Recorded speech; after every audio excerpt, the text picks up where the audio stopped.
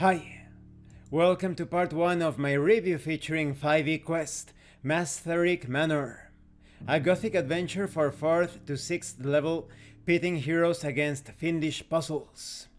It includes 200 tokens, 100 handouts, 70 battle maps, 35 new monsters, 16 new spells, and 12 new magic items. This is truly a deluxe adventure. This is actually the follow-up to another adventure by the name of Cake Castle.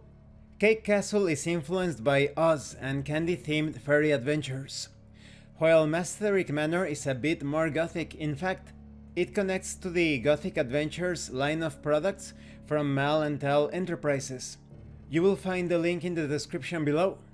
Mastherik Manor also takes its cues from escape rooms and Disney's Haunted Mansion.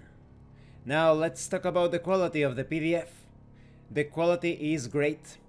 I have only managed to spot about 3 typos in this 253 pages document. Everything is well written, organized, and explained. You have hyperlinks, although I would have preferred bookmarks as well, so you don't have to return to the table of contents all the time. The graphic design looks great. And let's talk about the bonus material or content. This is not just the adventure book. You also have handouts, as you can see from the images.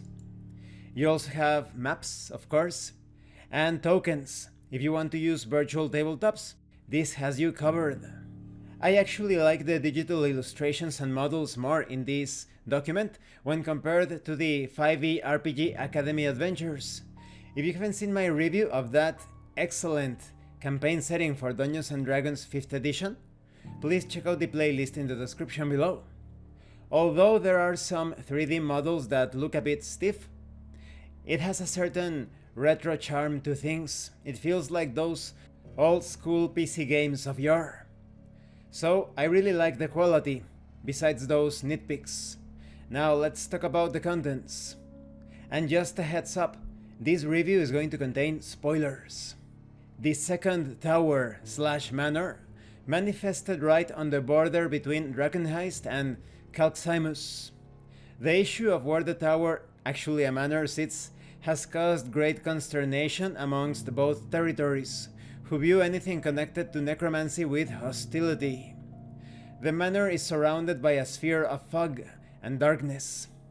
It is possible to enter and exit through one road leading up to the winding manor, but easy transportation ends there.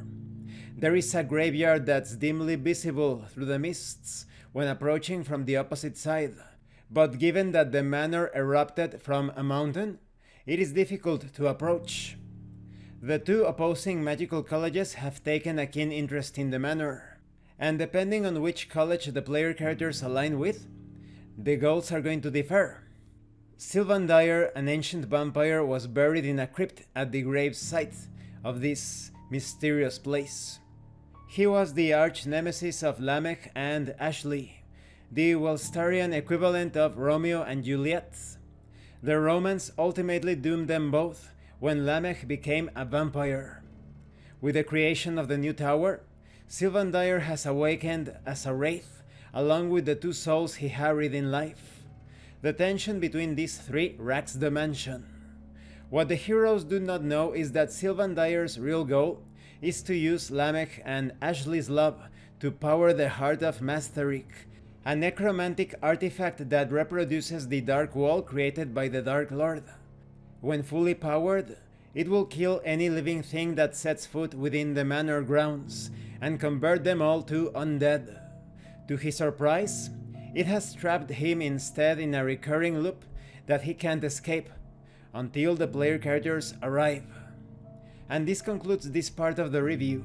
In the next part we are going to talk about adventure hooks, plot, and many other things.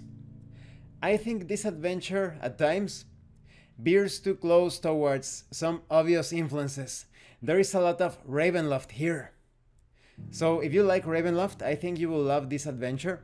Just as a preliminary piece of information, personally I can tell you right now that this is worth getting.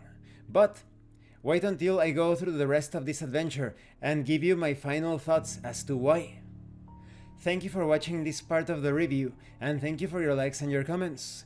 If you have any questions or comments, please let me know. And thank you so much to those of you that are going the extra mile to support the channel. If anyone else wishes to further support the channel, the information on how to do that will be in the description below. And remember, it is better to roleplay and fail in character than not to roleplay and fail as a player. Once again, thank you, and see you later.